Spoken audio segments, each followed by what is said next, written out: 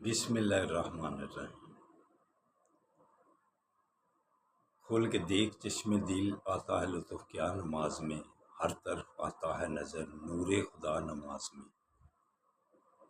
اٹھو مسلمانوں اپنے مقدر جگا لو، نماز ادا کر کے اپنے اللہ کو منا لو۔ دوستو برخوردارو، یہ گمان دل سے نکال دو کہ اللہ کے آگے گردنیں جھکانے سے بغیر اللہ پر راضی ہوگا۔ یہ آپ کا وہم ہے۔ تو دوستو برخوردارو،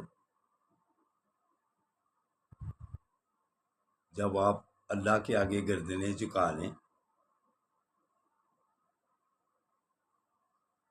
تو یا بصیر ہو، اللہ کے ناموں کا ورد کیا کر، پھر اللہ کی مہربانی سے آپ کی ذہنی بصارت، جسمانی توانائی میں اللہ برکت ڈالے گا۔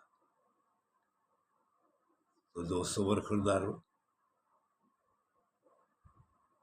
اللہ ہی ہمیں ہر چیز عطا کرتا ہے، رزق، صحت، تندرستی۔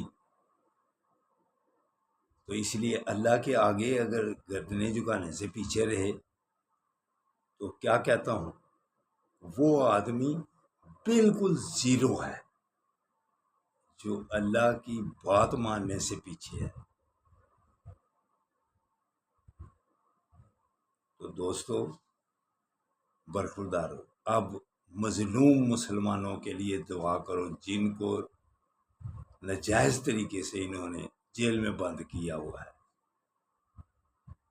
عمران خان کو اب رہا کرو، راشدہ یاسمین، ڈاکٹر راشد اور دوسرے مظلوم لیڈیز کو اور جینٹس کو اب رہا کر دو، ظلم کی انتہا ہو گئی ہے۔ اور فلسطین جدھر ظلم ہو رہا ہے ادھر آپ نے آنکھیں بند کر لی ہوئی ہیں۔ اس چیز کا حساب دینا پڑے گا کہ اللہ نے انفرادی قوت بھی زیادہ دی تھی اور ایٹمی طاقت بھی بنایا تھا، کیا حساب دو گے جا کر؟ اپنے مسلمانوں پر ظلم کی انتہا اور فلسطین والوں کے لیے بالکل خاموشی، کوئی بیان اب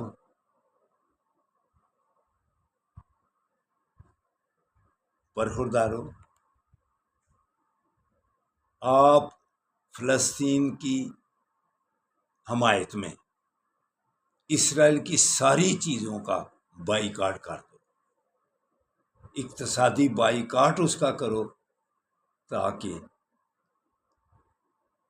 کچھ نہ کچھ آپ کا بھی حصہ پڑ جائے۔ ہمارے بڑے تو سب سوئے ہوئے ہیں، ظلم کی انتہا کر دی ہوئی ہے۔ مسلمانی کا مقصد ہی کیا ہے؟ یہودیوں سے آمنا سامنا کرنا، اور خیر قیامت جب نزدیک ہوگی یہودیوں سے لڑائی ہونی ہے۔ اس سے کیوں آپ جان چھڑا رہے ہیں؟ قرآن، حافظ صاحب آپ نے قرآن پڑھا ہوا ہے اور اس کا ترجمہ پڑھو، ان سے ہی لڑائی ہونی ہے آخر مسلمانوں کی۔ تو آپ نے تو بالکل ہی آنکھیں بند کرتی ہوئی ہیں۔ آصم منیر صاحب، یہ حساب دینا پڑے گا جا کر۔ عید والے دن بھی انہوں نے مسلمانوں کو شہید کرنا بند کیا تھا۔ تو دوستو برخوردارو، جتنا ہم کر سکتے ہیں وہ تو کریں نا، ان کے لیے دعا ضرور نماز پڑھ کے کرنا۔ اللہ حافظ، اللہ حافظ، اللہ حافظ۔